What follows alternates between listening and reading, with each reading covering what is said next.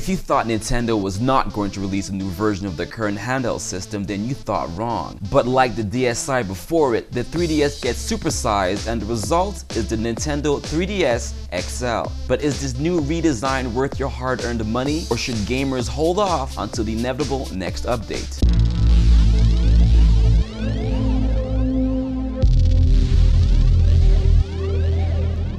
Welcome back to the GamerNerdz. So today me and Voyce are going to bring you a very special review, one that I've personally been looking forward to greatly. I love when new hardware releases, and for the second time this year we're reviewing a new handheld console. We're talking about Nintendo's new 3DS XL for extra large. If you're accustomed to Nintendo handhelds before, this should be no surprise that you have a newer vision in less than a year. Me and Voyce both agree it is a monumental upgrade over the original 3DS. I'm going to let you say that. I have some issues with it. I'm not going to agree completely with him, but yes, it is an upgrade. I'm holding the original 3DS here, so look at that. I feel much smaller. I feel much smaller. It's a bigger device, which means it has a bigger screen. In fact, the screen is 90% bigger. That's top and bottom. The ratio of screen to non-screen is actually more. What he meant is the bezel is much smaller on this, and it actually just looks massive. The first time you open this up, the screen really sets you back. I was very impressed at how they managed to increase the screen size without increasing the volume or the area that the screen takes up that much. I think the best thing about the upgrade for me, apart from the fact that yes, it's bigger, and I kept talking about how having a bigger screen means that you see more of the game you're actually playing, which is good for games like Metal Gear. The most important thing for me is the fact that the viewing angle is much wider. With the original 3DS, I tend to turn off the 3D because the viewing angle will drive you crazy, tilted, and you're like, what the f am I looking at? With the 3DS XL, with the 3D enabled, you have much more range, so you don't have to literally stay like this and play your game anymore. Well, you shouldn't be twisting your 3DS like this anyways. Nintendo really thought the 3D effect throughout this time. So the slider, for example, now actually has a little notch at the bottom, so you can for sure turn it off, for sure turn it on. You have to hold the unit a little bit farther than normal to get the full effect, but what I realized is that I have encountered some headaches after long game sessions. The internals of the system has not changed at all, so you are getting the same resolution on the top, and it does make some of the more blocky aliasing effects more apparent. It's not a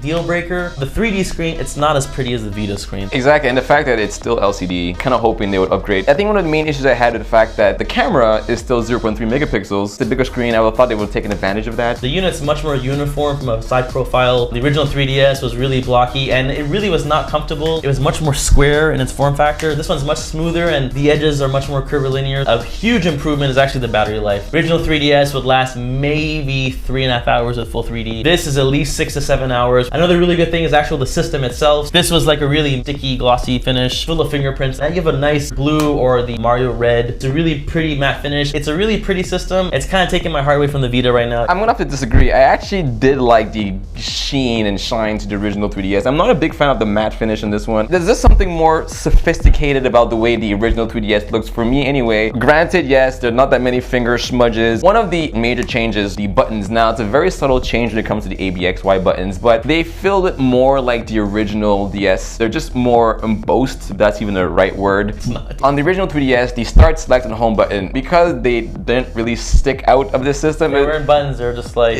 nubs. When you're playing at nighttime and you're trying to press the start button and you press the home button, and you're like, I can't even know, there's no separation. The touchscreen on the bottom is huge. It's much easier to pinpoint certain points on the screen. It's still not multi-touch like an iPad or other devices, but entering information on the keyboard and just playing games on this thing, they look better. I'm playing through Mario 3D Land again. I know it's the same game, but it just feels better because I can see things now. When Nintendo first unveiled the 3DS XL, there was no second analog stick. I was kind of disappointed. They are going to release a Circle Pad Pro add-on to this thing. It'll turn it from a handheld console probably to a full-size server because it's going to be massive. What I'm hoping is Nintendo will at least add maybe an additional battery or make it more uniform with the system now that this is much more comfortable to hold. After playing this for a few days and playing through Resident Evil again, I'm not missing it that much. It is coming and I probably will buy it. But I really think Nintendo has a hit on its hand, and if you have a 3DS, you want to upgrade to the XL. If you don't have one, you better buy this because this is the definitive version of the system. If you have the budget for both, definitely pick them both up. I think they both have a purpose. In terms of portability, I think this one is more mobile. It's smaller, obviously, so you can fit in smaller places. This one, I'm not going to put that in my back pocket. It probably wouldn't even fit in my back pocket. It fits in my back pocket.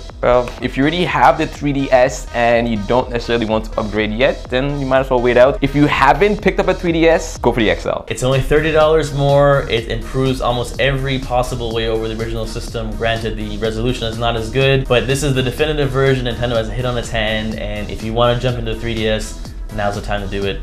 Good job, Nintendo.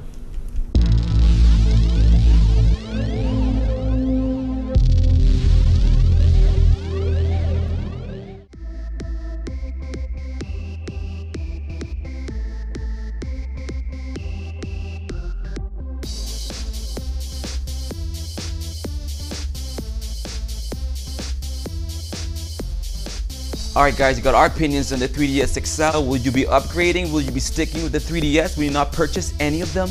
Leave us your comments and feedback below. Like us on Facebook, follow us on Twitter, and subscribe to our channel on YouTube. See you next time on The Gamer Nerds.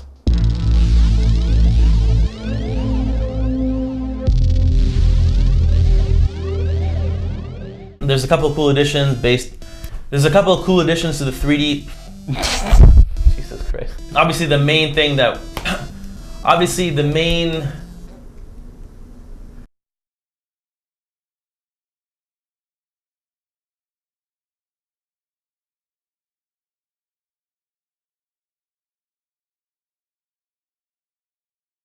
are we talking about? I'm just random. It's almost 1 o'clock in the morning.